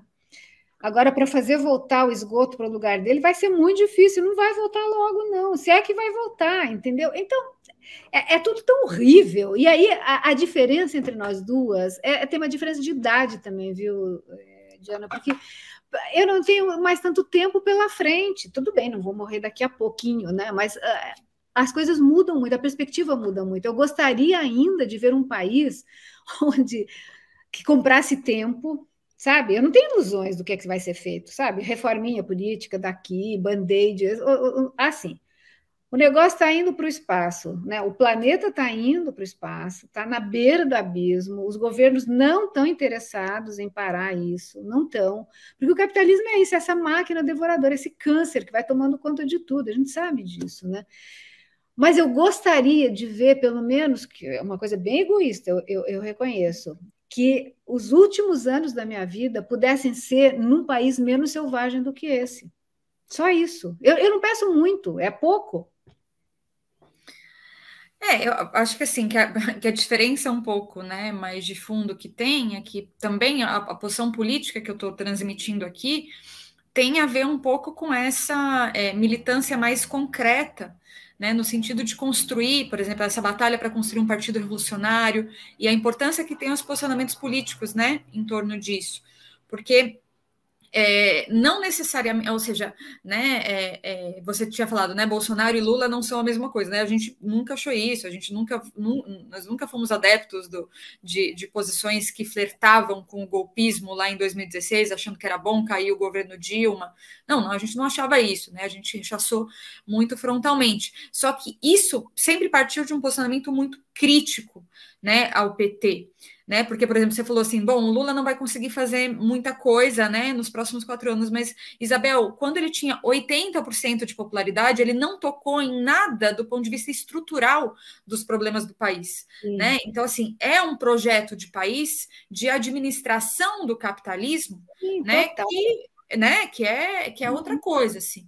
Então, frente a toda essa situação, frente a esses últimos anos, frente à história recente do país, né, nos parece muito importante, ainda que minoritariamente, né, num primeiro momento, mas sempre dialogando com o conjunto das pessoas e opiniões e posições individuais ou egoístas, como você colocou agora, essa necessidade. A gente acha que isso é uma questão que é importante, né, justamente porque para ter um horizonte, digamos assim, que seja que não seja a barbárie, né, no sentido do que é esse sistema capitalista, e que a destruição do capitalismo seja a abertura de uma outra sociedade socialista, né? Mas para isso vai ser necessário, né, pensar todos esses conceitos abstratos que a gente ficou aqui um tempão discutindo no começo sobre a Rosa, que a gente gosta bastante, tem a ver com pensar um marxismo e uma política revolucionária também concreta para desenvolver isso, ou seja, como que tem que ser a auto-organização dos trabalhadores desde já? Por que os sindicatos impedem a auto-organização? Né? Como construir um partido revolucionário que não seja um partido amplo de reformistas e revolucionários, que não fica totalmente claro qual é a estratégia, né? Se a estratégia é pela Revolução Socialista ou é por outra coisa. Né? Mas, Diana, tem que pensar uma coisa, deixa eu te interromper, tem que pensar uma coisa que é classe trabalhadora. O que é classe trabalhadora hoje? Não é mais a classe trabalhadora tradicional, não existe mais. É uma classe trabalhadora uberizada, vamos usar esse termo só para facilitar. Sim. E aí, é aí que tem que atuar. É exatamente nessa gente que quer ser microempreendedor, que não quer ter nem carteira de trabalho, prefere, enfim, dizem muitos deles, as pesquisas mostram isso, que preferem essa independência, né, do Uber, vamos dizer assim, né? Então, é uma outra classe trabalhadora, mudou completamente esse panorama, né? E é aí que tem que incidir, né? Se você quer fazer alguma transformação, é em cima disso, dessa gente, né? Que são jovens, né? Como você muito enfatizou, né? Os jovens, né? Sem direitos nenhuns, né? Uma coisa louca que tem, o que vem pela frente, o que já existe, o que vem pela frente, né? É bem desesperador. Então, eu acho bem legal que vocês, o grupo de vocês e tantos outros, estão aí, né, lutando para criar um horizonte de futuro. É fundamental. Obviamente, vocês estão envolvidos nisso, é a vida de vocês que está aí. Agora, quando eu pontuei essa diferença de idade, né, é assim, eu concordo com você, eu acho que a luta é aí mesmo, você tem que criar uma rede. Eu fico sempre sonhando com isso, né? Uma rede, né, de movimentos, de as coisas mais variadas, associações e tal, E aí entra o papel, obviamente, da consciência, da organização e tal, da formação política, que é fundamental, mas a gente tem que ter a consciência de que é uma coisa bem, enfim, é uma coisa muito dura para fazer essa coisa capilarizada, embora ela exista. Quando a gente vê, né, um pouco que eu vejo de movimentos acontecendo, né, subterraneamente, vamos dizer assim, é uma coisa muito incrível. Isso não aparece, né, nos meios de comunicação, né? Mas quem está envolvido sabe que tem essa coisa capilarizada e tal. Agora, como é que isso vai aparecer? Então, a minha esperança, para ser sincera, é que, vamos supor, o governo Lula, não está dado também que o Lula vai se eleger. Uhum. No governo Lula, essa coisa capilarizada que está mais à esquerda do PT, obviamente, né, porque estão sofrendo na pele, né, e depois a situação econômica, que é absurdamente ruim, né, que vai continuar sendo horrível, né? Então, que isso brote, que isso venha à tona, que tenha explosões, que tenha, sabe, uma mudança, porque não dá para continuar nessa coisa de botar band-aid. Eu concordo com você, mas ao mesmo tempo eu prefiro que ponha um band-aid do que fique essa coisa horrível, as pessoas, 33 milhões de pessoas passando fome, né? Então, que se dê um jeito, né? Agora, mas sei lá, se dá um jeito como, né? Porque são sempre aquelas coisas muito superficiais, é uma maquiagem, o PT fez maquiagem, e daí tá aí o resultado, né? Sim. É que entre o band-aid e continuar as coisas como estão, a gente está tentando cavar um caminho revolucionário. É um pouco isso, assim, mas eu concordo plenamente com essa questão da classe trabalhadora, né? Inclusive, nesse caminho, ou seja, essa ênfase até com a questão das reformas, né? Porque a reforma trabalhista, por exemplo, ela potencializa uma fratura na classe trabalhadora que já vem como efeito, né, do neoliberalismo, que é essa divisão da classe, e que, inclusive, os sindicatos acabaram sendo coniventes com isso, porque a grande massa da classe trabalhadora não está nos sindicatos, inclusive, ou está em sindicatos muito mafiosos, né? Então, levantar as bandeiras da unidade da classe trabalhadora, direitos para todos, né? Efetivação dos terceirizados, igual trabalho, igual salário, né? Um país onde as mulheres negras ganham 60% a menos que os homens brancos, por exemplo, eu considero completamente que é uma tarefa central da nossa luta. Né? E isso a gente vai estar certamente junto, batalhando por tudo isso. Né? Então, Isabel, acho que a gente vai ficando por aqui. Né? Bastante. Na realidade mesmo, se desse, teve várias coisas da Rosa que dava para mais. A gente tem que marcar um dia sem horário, sem tempo. Não, mas aí vamos conversar, tomando café. Sim, a gente tem que marcar um dia para ficar horas e horas e horas e conversando, porque eu também li muito sobre a Rosa, aprendi muitas coisas também com você, nas nossas polêmicas, inclusive, sobre a Rosa, às vezes falava, não, isso está errado. Depois eu ia lá e falava, não, a Isabel, nisso a Isabel estava certa, aqui estava correto. Né? Você sempre fui atrás, né? E me fascina muito, né, a Rosa Luxemburgo, então, obviamente, você é uma pessoa de referência desse ponto de vista para eu não somente aprimorar meu conhecimento, mas também desenvolver minhas próprias opiniões, né, sobre essa leitura da Rosa. Então, acho muito rico esse diálogo e intercâmbio, e com certeza vamos marcar um café para a gente poder dar vazão a tudo aqui que foi surgindo aqui nessa entrevista. E eu queria te agradecer muito pela entrevista hoje, gostei bastante. Não, eu que agradeço, né? Porque, afinal, quando eu sou espicaçada, eu penso alto, né? Então, eu devo ter falado um monte de bobagem, mas fica aí para registrada. É um momento histórico, né? Essa situação atual no Brasil, eu acho que é a mais difícil dos últimos anos. Tem horas que eu penso muito, porque eu sou contemporânea da ditadura, e tudo bem, eu sei que são situações diferentes e tal, mas em termos de sentimento, sabe, assim, de sentimento, dá a impressão de uma coisa parecida, né? De você ter um monstro muito horroroso que você tem que tirar da frente, sabe, de qualquer jeito, né? E depois a gente pensa no que vai fazer, sabe, um pouco por aí, né? num primeiro momento, né? Tanto que está previsto aí para dia 11 de agosto, né? Eu acho tão louco isso, um ato, né? Lá na Faculdade de Direito, justamente no aquele antigo que teve na época da ditadura, né? Nós fomos para lá e tal, era tudo junto, liberais e tal, porque era essa frentona contra a ditadura, né? Agora, meu Deus, passaram-se quantos anos de lá para cá? A gente vai repetir a mesma coisa. É duro, né? É difícil, né? Ou seja, o Brasil é esse país horroroso em que você dá um passo à frente e 50 para trás. A gente andou 50 anos para trás com esse governo, né? É por isso que é difícil viver aqui, né? A gente não avança. E a esquerda, daí, também avança pouco, porque você está sempre tendo que recuperar aqueles metros de corredor que você perdeu. É duro aqui, né? Mas, graças aos céus, existem os jovens como você e seus companheiros que estão aí tentando construir, né, esse horizonte de futuro que é fundamental. Então, eu admiro vocês, sinceramente. Eu acho que a minha energia já anda bem baixa para esse tipo de coisa.